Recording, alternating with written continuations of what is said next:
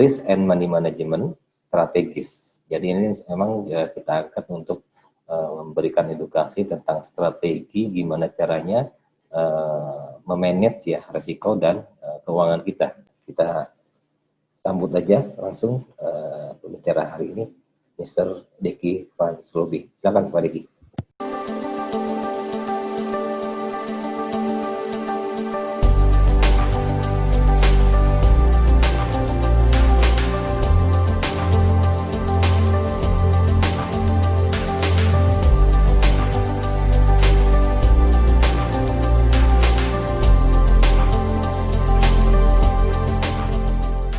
Baik Bapak dan Ibu yang saya hormati, Bismillahirrahmanirrahim, Assalamualaikum warahmatullahi wabarakatuh, salam sejahtera dan selamat sore ya.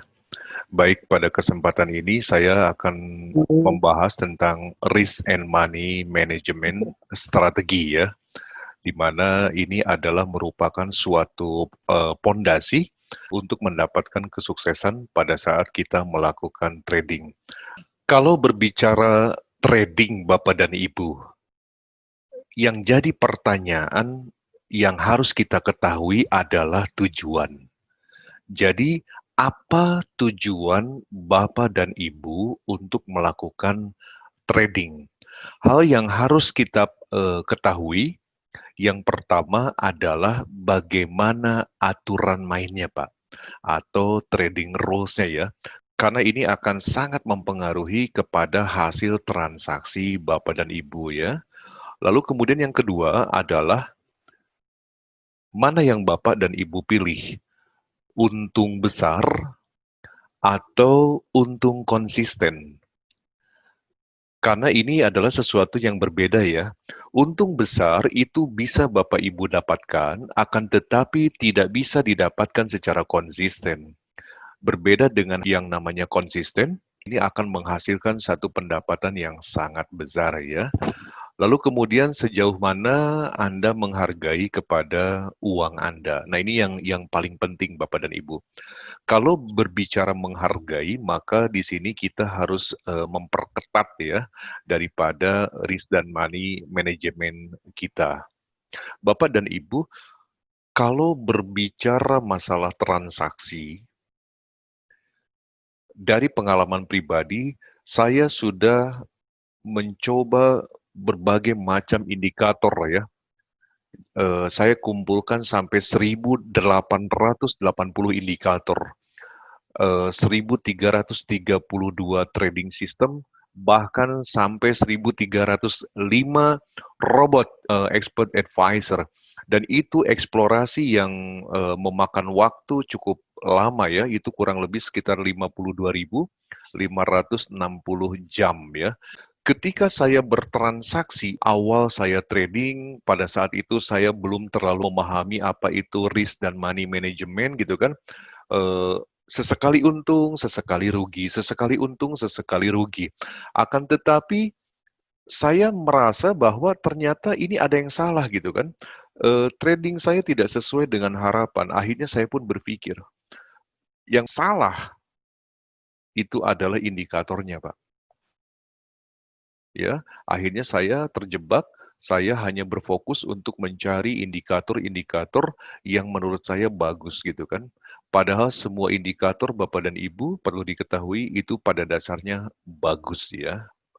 Tetapi pada saat itu saya dalam posisi yang masih newbie ya, itu merasa bahwa ini kesalahan ada di indikator.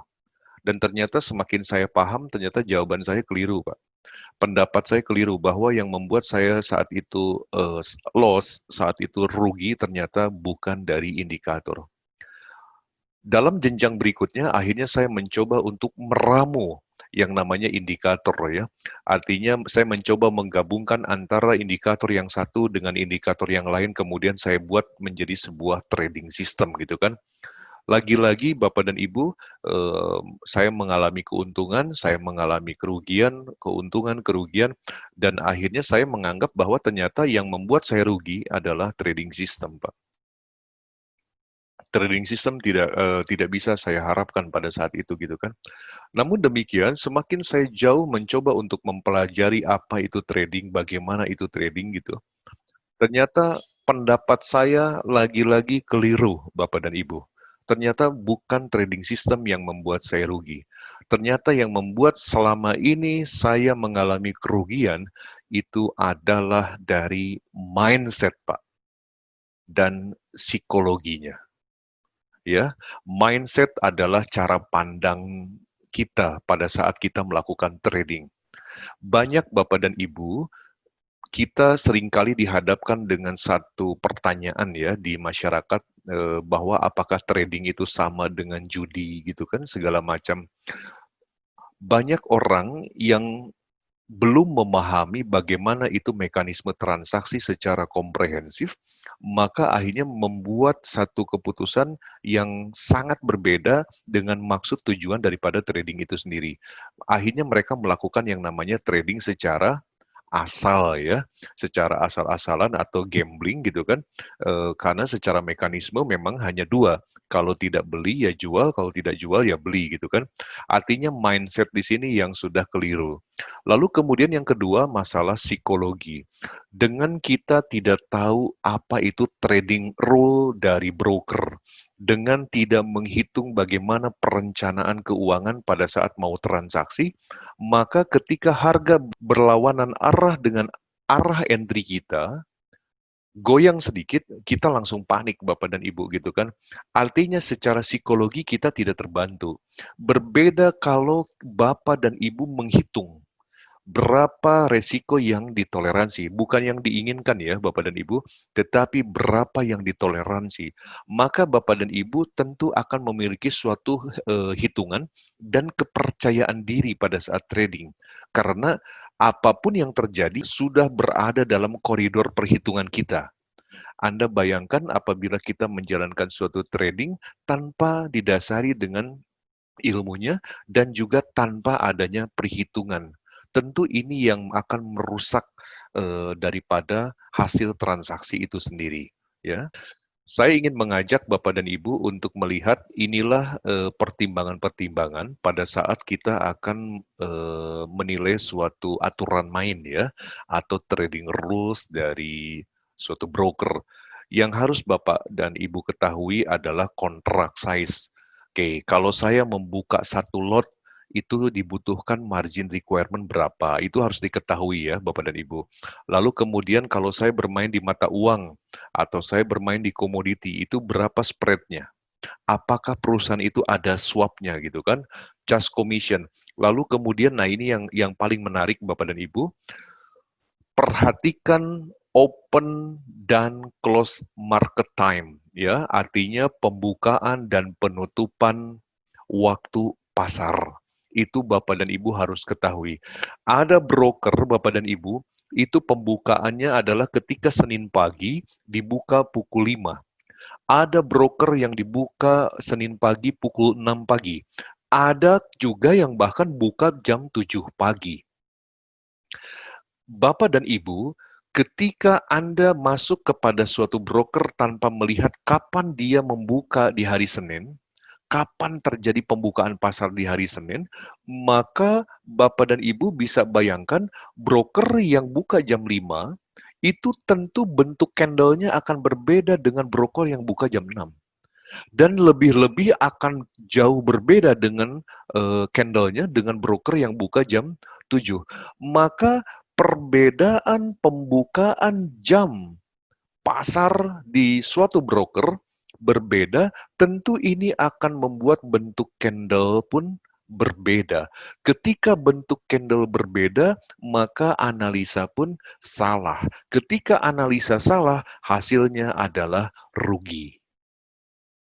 Inilah yang membuat kenapa saya sangat percaya diri, saya sangat bersyukur bisa menjadi bagian dari PT GK Invest, karena kalau Bapak dan Ibu cek jam berapakah GK Invest open market time-nya, Pak, maka itulah sesuai dengan international time.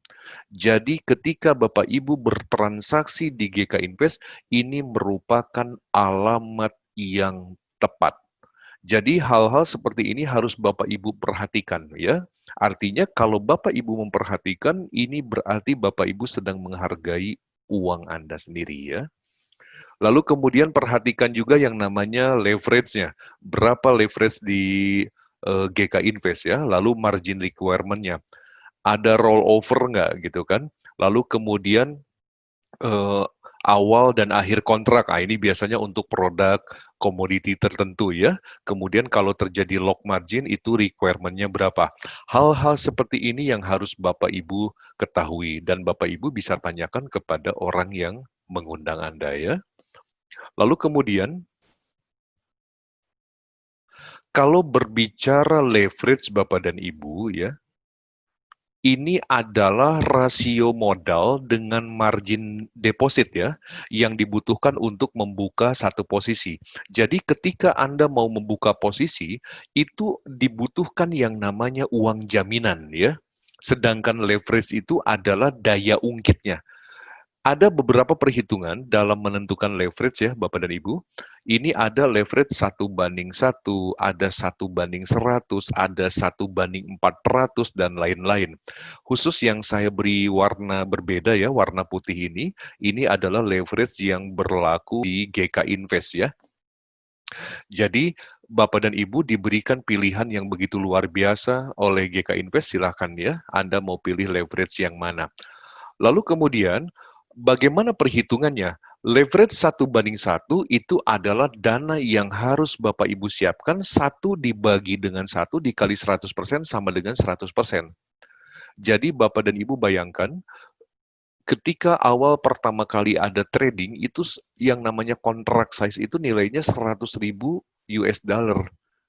Anda bisa bayangkan untuk membuka satu lot saja saat itu dibutuhkan modal 100.000. Namun dengan kemajuan teknologi dan diharapkan masyarakat bisa merasakan bagaimana bertransaksi di bursa keuangan gitu ya, maka pemerintah dengan bijaksananya mengeluarkan sebuah aturan ya dengan memberlakukan yang namanya leverage. Contohnya kalau 1:100, maka dana yang harus Bapak Ibu siapkan adalah 1 dibagi 100 dikalikan 100%, maka nilainya cukup 1% saja dari nilai kontrak. Apalagi di GK Invest sekarang luar biasa ya, sampai bisa 1:400, bahkan ini hanya 0,25% saja dari nilai kontrak. Sebagai contoh, kalau misalnya Bapak dan Ibu buka posisi satu lot ya, apakah itu buy atau sell ya, maka rumusnya adalah jumlah lot yang akan Bapak Ibu buka dikalikan dengan kontrak size-nya 100.000 dikalikan dengan persentase leverage-nya ini. Ya, maka kontrak size-nya 100.000, 1%-nya itu hanya cukup dengan $1.000 saja ya. Jadi ini cara perhitungan daripada leverage itu sendiri. Dan tahukah Anda, banyak orang itu melakukan transaksi tanpa dihitung. Ada orang kalanya mengatakan, "Oh Pak, oke deh saya coba dengan modal $500. Oh ya Pak, saya coba deh dengan modal misalnya $300. Semua mencoba tanpa dihitung. Itu yang seringkali saya temui di lapangan. Tapi tahukah Bapak dan Ibu, saya mau mengajak Anda untuk berhitung secara logika matematika. Ketika margin requirement tadi yang perhitungan leverage tadi, sama-sama kita tahu bahwa untuk membuka satu lot itu adalah dibutuhkan $1.000 ya. Lalu kemudian seseorang masuk dengan modal $5.000. Maka itu berarti 1.000 dibagi dengan 5.000 sama dengan 20%. Maka secara logika matematika, ini berbeda apabila seseorang masuk dengan nilai 30.000. Maka ketika $1.000 dibagi dengan 30.000, maka resiko yang mungkin muncul itu hanya 3,3% saja. Artinya betul Bapak dan Ibu, semakin besar modal yang Anda simpan untuk melakukan trading, semakin kecil resiko yang mungkin terjadi ya.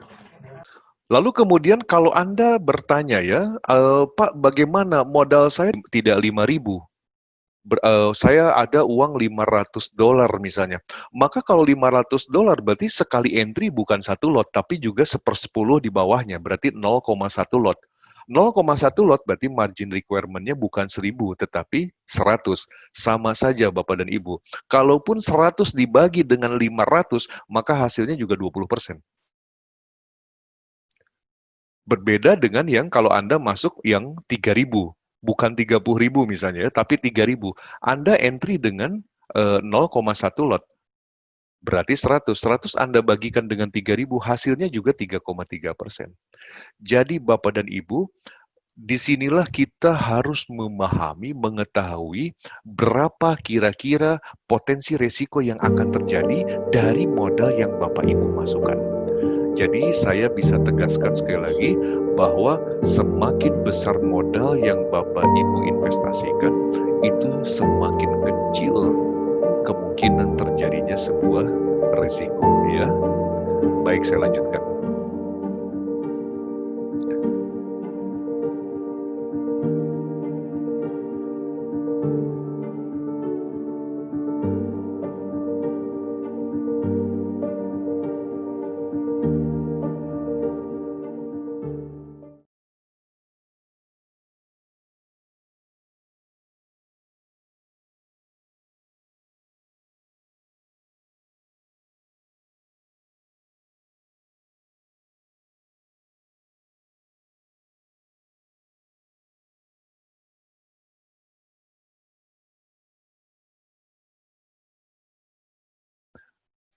Oke, kita lanjut.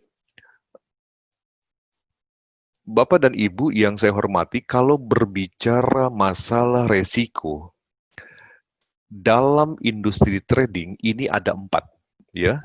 Ada yang disebut dengan cut loss, ada yang disebut dengan averaging, cut and switch, dan juga hedging. Risk panel, Bapak dan Ibu, ini mirip dengan panel yang ada di dashboard mobil. Ketika hujan, maka tentu panel yang kita nyalakan itu adalah wiper, ya. Ketika gelap, yang kita nyalakan adalah lampu, gitu kan, dan lain-lain. Akan tetapi, ketika sedang panas terik, ya, apakah mungkin kita menyalakan wiper? Tentu tidak mungkin. Tetapi walaupun tidak digunakan, bukan berarti wiper itu dicabut dari mobil kita, begitu ya. Jadi artinya Bapak dan Ibu, 4 fungsi ini, risk panel ini digunakan sesuai dengan situasi dan kondisinya. Jadi ini 4-4-nya juga bermanfaat ya, tergantung situasi di pasar. Saya memberikan satu contoh yang sederhana saja. Di sini misalnya Bapak dan Ibu memiliki posisi sell ya, 1 lot. Sell tentunya berharap harga turun ya. Lalu kemudian kenyataannya malah jadi naik. Lalu kemudian Bapak batasi di sini kurang lebih sekitar 500 pips. Ini adalah contoh dari saya, 500 pips misalnya ya. Berarti ketika harga menyentuh level yang kita toleransi, maka dengan menggunakan cut loss, posisi langsung hilang. Artinya terjadi kerugian sesuai yang Bapak Ibu ukur. Ya, itu adalah cut loss. Selanjutnya ada yang disebut dengan averaging. Averaging berarti menambah posisi baru. Averaging boleh Bapak Ibu gunakan kalau Bapak melihat adanya kecukupan modal pada akun Anda. Ya, itu Anda memiliki keleluasaan dana, silahkan Anda melakukan yang namanya averaging. Kita ambil satu contoh, ketika sell posisi di mana tentunya berharap harga turun, namun pada kenyataannya malah harga naik. Pada saat 500 poin, Anda kemudian melakukan lagi yang namanya sell 1 lot ya. Ternyata masih juga dibawa naik, maka Anda bisa melakukan sell lagi 1 lot gitu kan. Nah, kalau dihitung berarti ini ada 1.000 poin, 500 poin, berarti total di sini minus 1.500 poin. Kemudian saat harga ke bawah gitu kan, maka minus 500 poin ditambah 0, maka ditambah 500 pip, ini menjadi 0 poin ya. Dengan harga semakin ke bawah, ini maka uang Anda selamat. Artinya semuanya bisa clear all ya, clear all sell position. Jadi ini adalah strategi untuk melakukan yang namanya averaging. Lalu ada juga yang namanya cut and switch. Cut and switch mirip dengan stop loss, hanya langsung berbalik badan. Metode ini, Bapak dan Ibu, boleh digunakan dengan catatan ketika terjadinya high impact, ya, ketika adanya suatu gebrakan di pasar yang begitu kencang, ketika Bapak dan Ibu sedang sell umpamanya, lalu harga naik ke atas di level 500 poin, saya katakan demikian, kemudian itu posisi Bapak Ibu close, lalu Bapak berbalik arah menjadi buy position, ya, itu cut and switch. Jangan pernah melakukan cut and switch pada pasar yang sedang sepi. Ya, baru naik sedikit Bapak cut lalu ganti buy, ketika buy ternyata ke bawah Bapak cut ganti sell, oh itu keliru. Lalu kemudian yang keempat ini ada yang namanya hedging ya. Hedging artinya melakukan kuncian atau locking ya, di mana Bapak dan Ibu membuka dua posisi yang berlawanan pada waktu yang bersamaan ya. Nah, di sini tujuannya adalah untuk menunda kerugian. Tetapi bagi Anda yang melakukan locking, ini mohon yang diperhatikan oleh Bapak dan Ibu itu adalah jaraknya ya. Kira-kira dari posisi sell ke buy atau buy ke sell itu biasanya berapa poin. Nah, itu yang harus menjadi concern bagi Bapak dan Ibu. Di mana kita menempatkan risk management. Ini yang paling menarik sekali nih, Bapak dan Ibu. Ada 3 level dalam penempatan risk management. Yang pertama adalah margin requirement. Yang kedua adalah support dan resistance level. Kemudian yang ketiga adalah average true range value ya. Baik Bapak dan Ibu, saya akan ajak untuk ke layar. Tadi saya sampaikan yang pertama adalah margin requirement. Saya mohon izin menjelaskannya sambil mengetik ya di sini supaya Bapak dan Ibu bisa melihat. Ketika Anda masuk dana 100 juta, kalau saya boleh tahu berapa resiko yang Anda toleransi? Banyak orang mengatakan, saya meresikokan kurang lebih 50%, Pak. Artinya Bapak dan Ibu, kalau 50% dari 100 juta itu adalah 50 juta rupiah. Perhitungan yang paling tepat Bapak dan Ibu untuk mengukur resiko bukan dihitung dari total modal, Pak. Tetapi hitung dari margin requirement. Ini yang harus digarisbawahi Bapak dan Ibu. Margin requirement adalah nilai jaminan pada saat kita membuka satu posisi. Tadi sudah dijelaskan pada slide sebelumnya bahwa untuk membuka satu lot position, maka nilainya dibutuhkan adalah $1.000. Kalau $1.000 Bapak dan Ibu, 50%-nya adalah 500. Jadi bukan $5.000 ya, tetapi $500. Oke, margin requirement-nya 1.000. Resiko yang ditoleransi adalah 50%-nya. Maka ini ekuivalen dengan $500. Baik, kalau kita sudah tahu bahwa resiko yang kita toleransi itu adalah $500, maka ketika membuka sebuah posisi, apakah itu buy position ataupun sell position ya,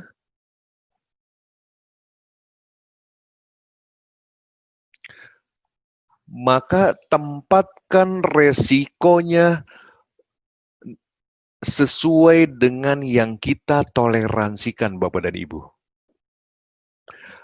Saya ambil satu contoh, Ketika Bapak dan Ibu bermaksud untuk melakukan sell position di sini, saya kasih arsir ya supaya bisa kelihatan. Ini misalnya Bapak dan Ibu berencana untuk melakukan sell position di area sini misalnya ya. Ini berarti kalau saya tarik garis, ini berarti berada di level 1935, poin 341, saya bulatkan saja supaya gampang, 1935 ya. Oke, 1935 Bapak dan Ibu, dalam perhitungan instrumen emas, 1 poin emas ini ekuivalen dengan 10 poin di mata uang. Lalu kemudian untuk 1 poin dalam emas itu nilainya adalah $100. Berarti kalau resiko yang kita toleransinya adalah 500, maka itu sama dengan 5 poin. Karena Bapak dan Ibu berencana untuk sell position dari sini dari level ini ya, berencana untuk sell position, berharap harga ke bawah, maka tempatkanlah risk manajemennya itu adalah 5 poin ya, atau $500. 1935 berarti di atasnya di 1940 ya. 1940 berarti 1940, mohon tunggu. Oke, saya properties. Nah, ini adalah 1940 di sini ya.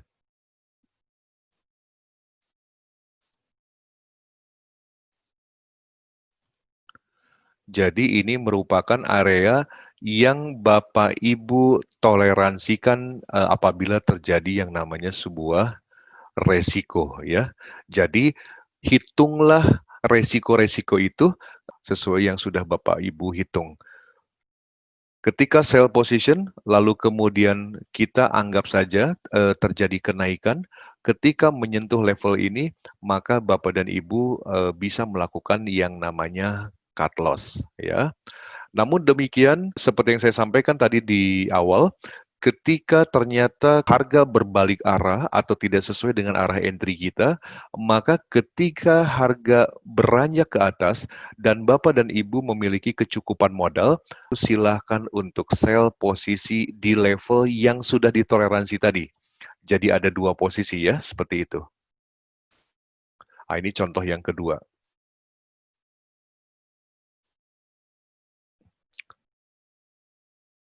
Satu posisi, namun harga ke atas, Bapak bisa buka lagi ya, posisi kedua. Atau sebaliknya, ketika Bapak dan Ibu sell posisi, namun ternyata harga bergerak ke atas, ini sell di sini, lalu kemudian harga bergerak menyentuh level yang sudah kita toleransi, maka Bapak bisa membuang posisi sell-nya ini, bisa membuang, diganti dengan posisi buy yang baru. Cara ini dilakukan ketika terjadi yang namanya high impact market ya. Jadi apapun strateginya Bapak dan Ibu, apakah itu mau cut loss, apakah itu mau melakukan yang namanya averaging ya, cut and switch termasuk locking, disesuaikan dengan risk yang Bapak Ibu toleransi tadi. Oke. Selanjutnya adalah level untuk support dan resisten. Strategi yang kedua ini adalah strategi yang umum ya orang gunakan. Kalau kita melihat Bapak dan Ibu dari chart di sini, sangat sederhana sekali ketika harga yang berada di puncak ini merupakan resistennya, demikian. Lalu kemudian yang di bawah ini adalah level untuk supportnya. Lalu terjadi puncak lagi ini adalah resistennya. Ini adalah sebuah cara yang sangat sederhana. Kita ambil satu contoh, bagaimana kalau seseorang melakukan posisi beli di area sini nih, ya, melakukan beli di area sini. Maka orang tersebut tinggal melihat di mana sebetulnya level support yang terjadi sebelumnya. Yang sebelumnya ternyata ada di area sini Bapak dan Ibu. Maka tempatkanlah stop loss-nya di sini. Bapak dan Ibu, kalau kita lihat ya, ini nilai terendahnya adalah 1939,880. Ini satu catatan untuk Bapak dan Ibu, jangan pernah Anda bulatkan. Jadi Anda dalam trading itu betul-betul harus dihitung berdasarkan angka yang memang realnya terjadi, ya. Di sini adalah 1939,880, ya. Lalu kemudian Bapak lihat di Market Watch, berapa spreadnya, Pak? Ya, untuk XAU USD. Oh, di sini spreadnya adalah $40, ya. 40 poin, sorry. Bapak dan Ibu, dari posisi yang tadi 1939,880 dikurangi dengan nilai spreadnya, maka disitulah Bapak dan Ibu tempatkan yang namanya risk management. Bagaimana kalau ternyata posisinya adalah posisi sell, ya? Anggap saja Bapak dan Ibu bermaksud untuk melakukan sell position di area sini, misalnya, lalu kemudian di sini nilai tertingginya adalah 1980,880 ditambah dengan spreadnya, Pak. Jadi tentunya tidak akan tepat di garis ini, apa namanya, di ekor candle-nya, tetapi tentu akan ada jarak sedikit, yaitu jarak spread-nya.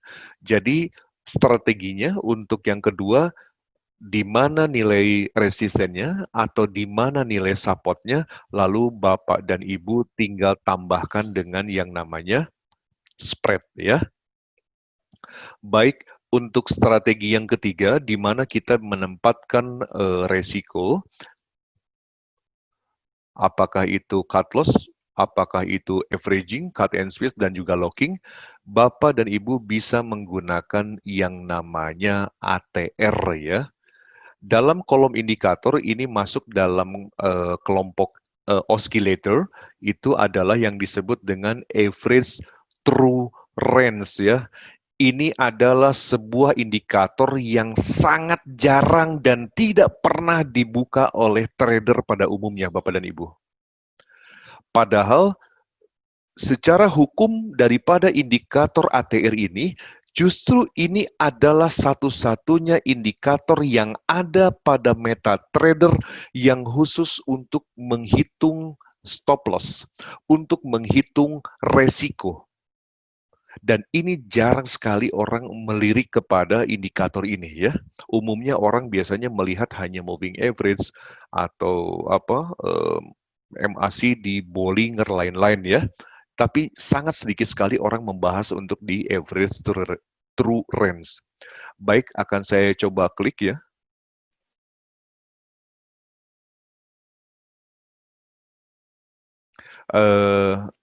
Oke.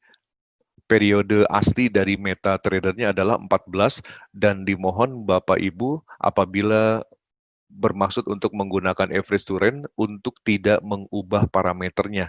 Jadi biarkan sesuai dengan aslinya, ya. Lalu oke, kan? Ini adalah average true range, Bapak dan Ibu.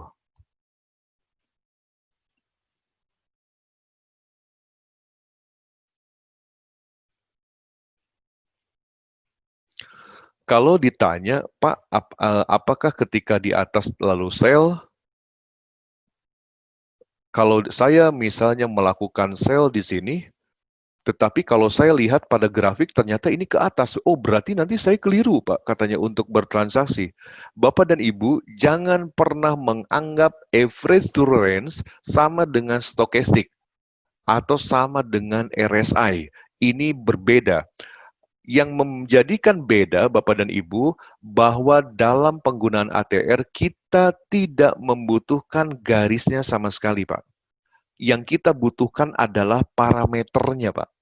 Karena ini akan memunculkan angka yang bisa membantu kita untuk menghitung secara otomatis di mana kita menempatkan risk level itu tadi, ya. Kita okekan, dan di sini kita sama-sama lihat tidak ada garisnya sama sekali.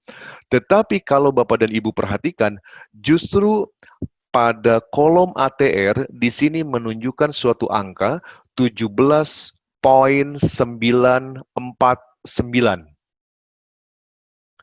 Ya.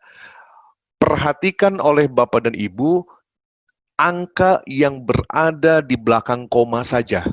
Abaikan angka yang ada di depan koma. Pada time frame 4 jam, kebetulan di instrumen emas ya, XAU USD, di sini pada saat ini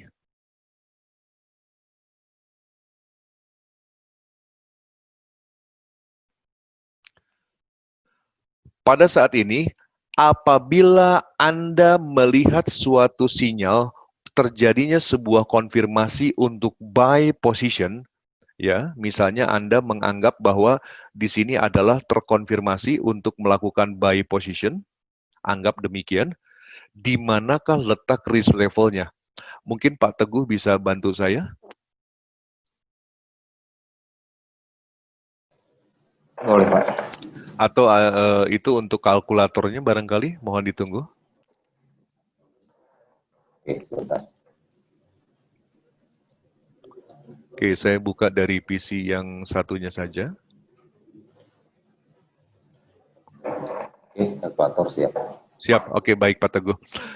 Di sini Pak, 949, Bapak kalikan dengan 75%, Pak. 5%. Berapa hasilnya, Pak? 711.75.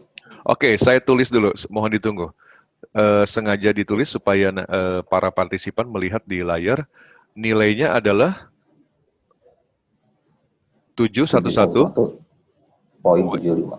Poin 75. Oke. Ya. 711.75. Anggap saja saat ini Bapak dan Ibu melakukan yang namanya buy posisi di 1955. 1955 ya.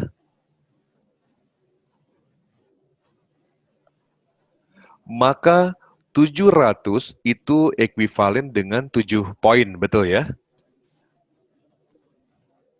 Ini 1955, Anda tarik 7 poinnya, Pak.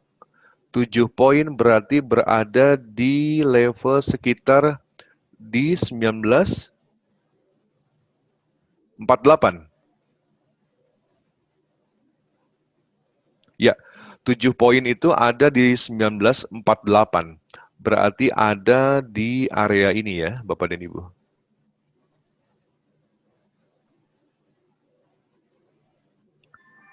(1948), oke.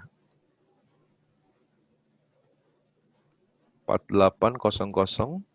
Ini adalah risk level yang bisa kita gunakan, manfaatkan secara otomatis dari penggunaan average true range itu sendiri.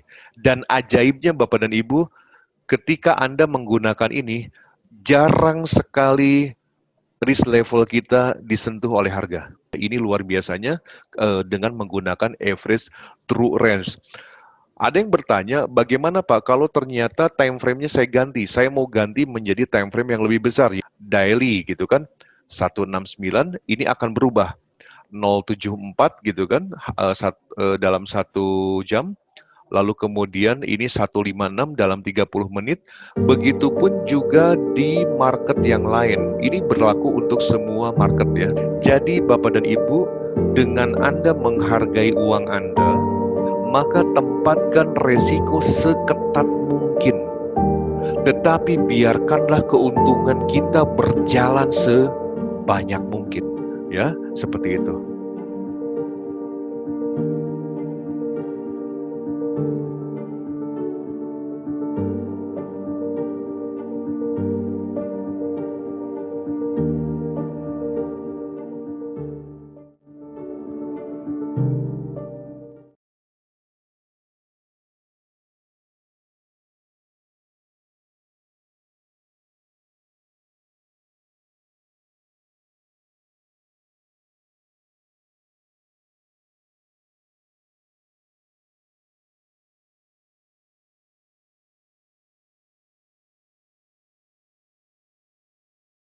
Apabila Anda bertransaksi pada mata uang, kita harus mengetahui berapa daily range sebetulnya dari mata uang itu sendiri. ya rata-rata 150, 200 poin ya. Bagaimana dengan stok indeks ya? Rata-rata bisa 300 sampai 600 poin, apalagi kalau pasarnya Hang Seng. Bagaimana dengan emas? Emas rata-rata 15 sampai dengan 30 poin ya dari emas. Lalu kemudian crude oil itu hanya 2-3 poin. Artinya Bapak dan Ibu, ketika Anda memiliki suatu posisi lalu kemudian salah, jangan buru-buru untuk melakukan yang namanya memasang risk level apabila menggunakan cara yang support resisten tadi ya. Tetapi Anda hitung dulu high dan low pada hari itu. Kalau sekiranya Bapak dan Ibu, harga tertinggi dan terendah pada hari itu sudah melampaui rata-rata dari daily range, maka itu ada kemungkinan harga akan berbalik. Jadi banyak sekali yang terjadi, trader mengabaikan daily range ketika locking position atau ketika cut loss position, yang terjadi harga akhirnya berbalik. Orang banyak bilang, wah ternyata posisi tadi hanya dijilat, habis itu balik lagi. Itulah yang terjadi. Ya, jadi Bapak dan Ibu, banyak faktor-faktor dalam berstrategi untuk menghitung risk and money management. Salah satunya adalah menggunakan daily range ini ya. Lalu kemudian ini adalah contoh untuk recovery trading plan apabila terjadi kerugian misalnya ya. Kita sama-sama tahu Bapak dan Ibu bahwa dalam 1 bulan itu adalah 20 hari kerja. Asumsikan saja bahwa 1 kali entry itu adalah 1 lot. Margin Anda modalnya $10.000 dan equity saat ini misalnya sedang minus ya, sedang $5.000.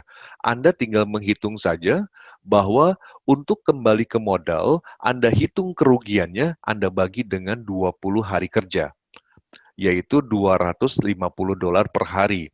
Bapak dan Ibu, kalau kita sedang mengalami suatu kerugian, lalu kita melihat hanya membayangkan angka kerugian tersebut, yaitu $5.000 dalam contoh di sini, maka itu secara psikis akan mengganggu. Rasanya besar sekali untuk merecovery gitu kan. Tetapi ketika Bapak Ibu bagi dengan 20 hari kerja, maka itu terasa semakin kecil, Pak. $250 per hari. Apa yang terjadi Bapak dan Ibu jika Anda bisa melakukan yang namanya transaksi dengan mengambil $250 per hari? Itulah yang disebut dengan konsisten. Bahkan ketika hal itu sudah bisa kembali menutupi kerugian Anda sudah terbiasa dengan cara itu. Dan itulah yang akan terus Anda kembangkan. Ketika cara itu sudah Anda kembangkan, maka tentu modal Anda pun bertambah. Ketika modal Anda bertambah, maka Anda tinggal melakukan compounding. Lotnya Anda perbesar. Maka cara tidak berubah, lot semakin besar, maka Anda akan semakin untung. Ya. Baik Bapak dan Ibu yang saya hormati, itu saja risk and money management strategi yang bisa saya sampaikan pada sore hari ini. Barangkali ada pertanyaan, silahkan Pak Teguh untuk dibantu.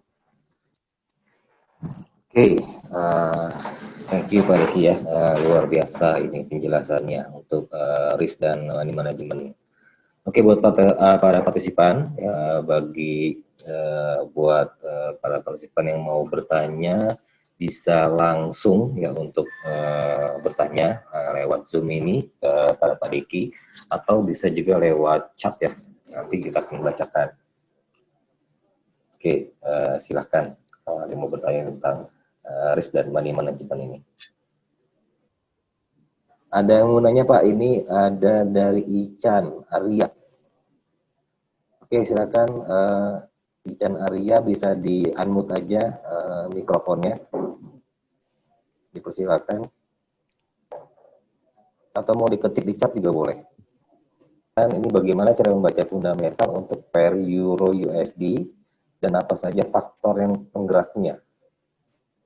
Nah, ini maksudnya untuk menanyakan euro ya. Fundamental dari mana? Kalau berbicara untuk fundamental Pak Ican, ini sebetulnya banyak faktor.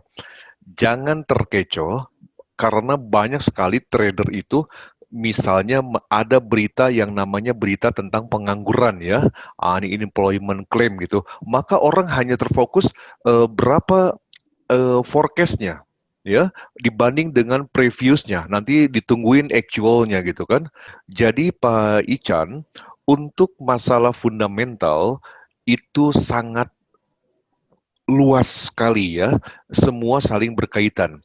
Perlu diinformasikan bahwa yang selalu menjadi patokan dari setiap negara itu adalah GDP-nya, Pak. Jadi nilai growth domestic product-nya itu yang selalu diperhatikan oleh setiap negara. Kalau Bapak dan Ibu, saya seringkali memberikan satu contoh, kalau misalnya produksi kayu di suatu negara itu bagus, maka nilai GDP-nya meningkat, Bapak. Tapi bagaimana kalau misalnya kayu tidak bisa diproduksi karena hutannya kebakaran? Maka nilai GDP-nya pasti menurun. Ketika GDP menurun, orang-orang yang tadinya bekerja itu akhirnya menganggur, maka tingkat pengangguran akan meningkat.